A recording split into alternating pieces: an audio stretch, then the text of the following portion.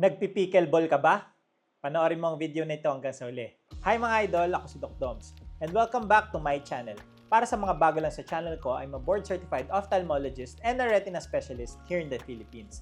So if you want medical and eye contents, please don't forget to hit that subscribe button and turn on that notification bell for more videos like this. Pero disclaimer lang po, ang mga videos na ginagawa ko ay hindi para mag-diagnose ng mga iba't ibang sakit nyo sa mata dahil mahirap mag-diagnose sa ganitong platform. Bagkos ito ay para mas maintindihan nyo yung mga iba't ibang sakit sa mata na na-diagnose na po sa inyo. Ang pagpapacheck up sa inyong ophthalmologist ay ine-encourage. And for today's video, pag-usapan naman natin yung mga iba't ibang epekto ng pickleball or paglalaro ng sport na ito sa ating mga mata. Tara, let's discuss. Ang pickleball ang isa sa mga fastest growing sports hindi lang sa Pilipinas, kundi sa buong mundo. At kung mapapansin nyo, ay parami ng parami yung mga players, courts, pati na rin yung mga tournaments na naglalabasan. Dahil dito ay marami ang nahuhumaling sa larong ito dahil ito ay mabilis, masaya, at very addictive. Kung isa ka sa nahuhumaling sa pickleball o yung sport na pinaghalong table tennis, tennis, or badminton, ay sigurado napapaisip ka rin kung meron nga ba itong epekto sa ating mga mata. Simulan natin sa magandang balita or yung mga benepisyo na pwede nitong madala sa ating mga mata. Ang pickleball ay isang napakamaganda at excellent na workout para sa mas magandang function ng ating mga mata. Hindi lang katawan mo ang gumagalaw, pero pati yung mga mata mo ay na-exercise na din. Sa bawat rally ay mabilis ang paggalaw ng bola at kailangan ito matrack ng iyong mga mata from one side to another. Minsan pakurba, minsan pababa, minsan pataas naman. Dito pumapasok yung tinatawag nating eye tracking ability. Ito yung kakayanan ng mata mo na sundan ang isang moving object. At sa paglalaro ng pickleball ay constantly itong napapractice. At over time ay mas nagiging efficient ang coordination ng mata at ng iyong utak. Mas mabilis kang nakakabasa ng paggalaw ng bola, mas maaga kang nakakapag-react, at mas nagiging precise yung timing ng mga palo mo.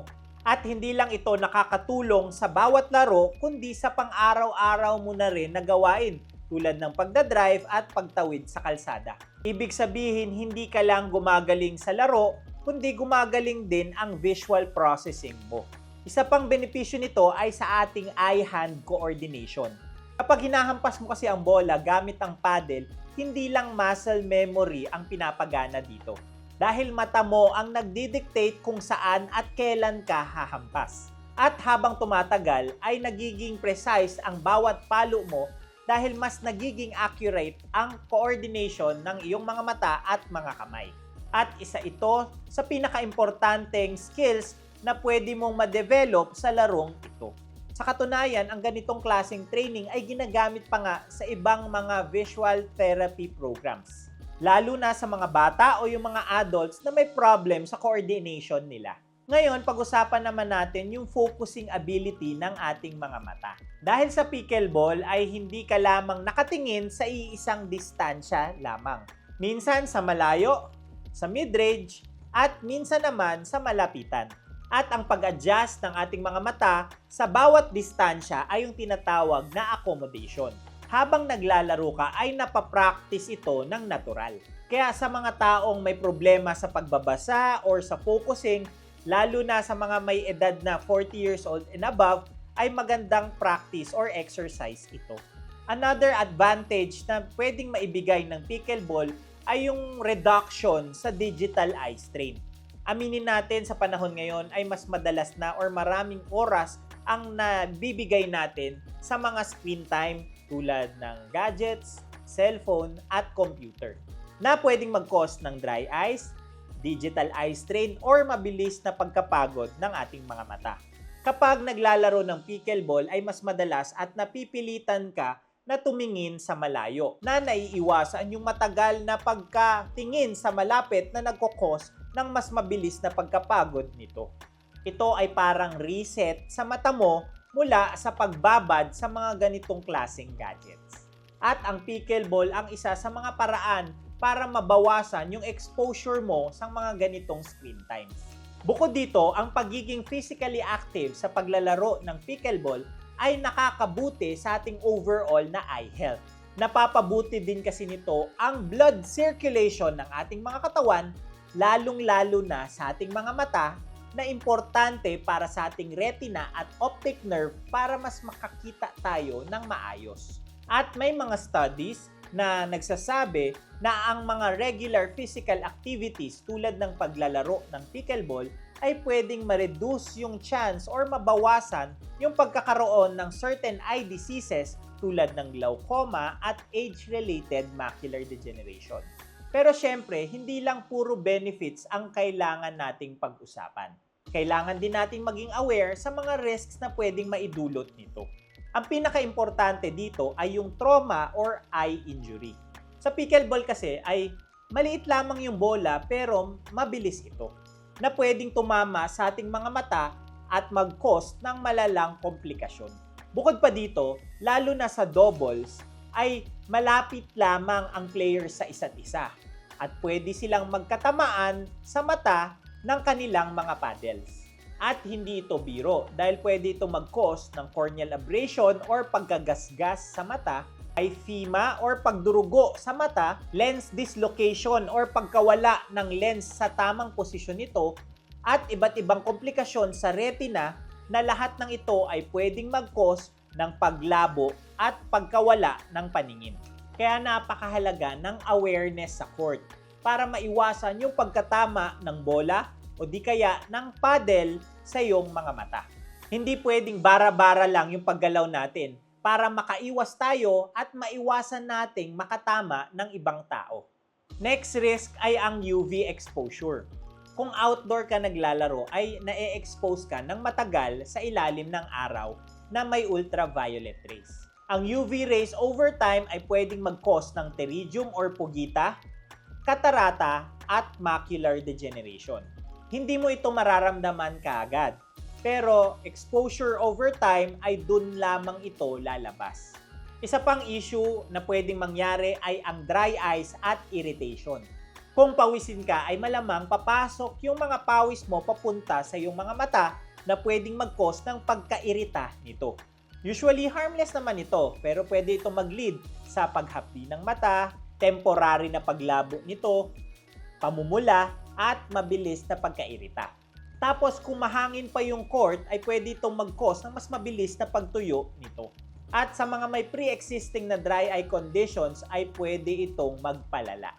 Ngayon, paano natin maiiwasan yung mga risks na ito? Una at pinaka-importante ay magsuot tayo ng protective na eyewear. Hindi ito arte, hindi rin to ka-OA-yan.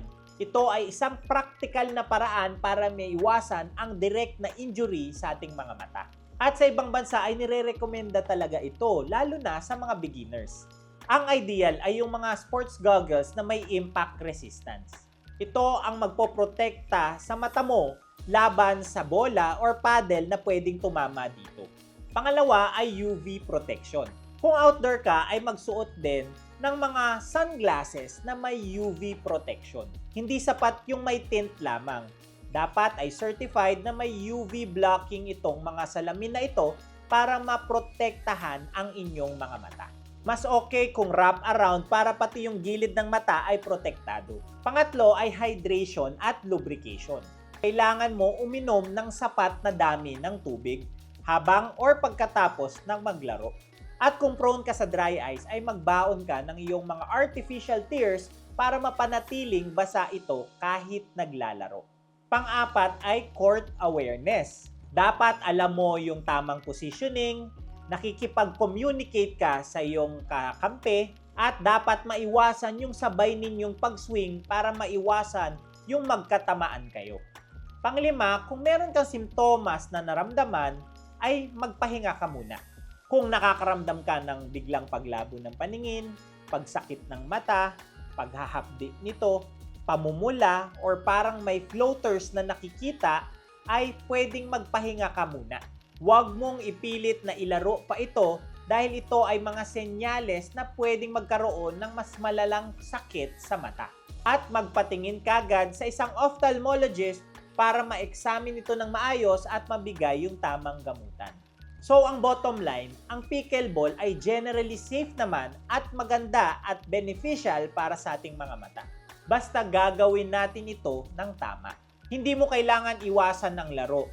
Ang kailangan mo ay tamang kaalaman at tamang proteksyon. Sa huli ay tandaan mo ito, hindi lang ang ating katawan ang inaalagaan sa paglaro natin ng mga sports, kundi pati na rin dapat ang ating mga mata. Kasi kahit gaano kakagaling maglaro, kung hindi naman magiging okay ang iyong mga mata, ay mababaliwala din ito sa huli. Kung nag-enjoy ka sa paglaro ng pickleball at may natutunan ka sa video na ito, ay i-share mo lang ito sa iyong mga kaibigan. And that's it for today's video. Ngayon, alam mo na yung mga benepisyo or epekto ng pickleball sa ating mga mata. Please don't forget to like, comment kung may mga questions or suggestions for topics, subscribe, and hit that notification bell for more medical and eye contents. Ngayon, mas may alam ka na. Ako po si Doc Doms. See you on my next video.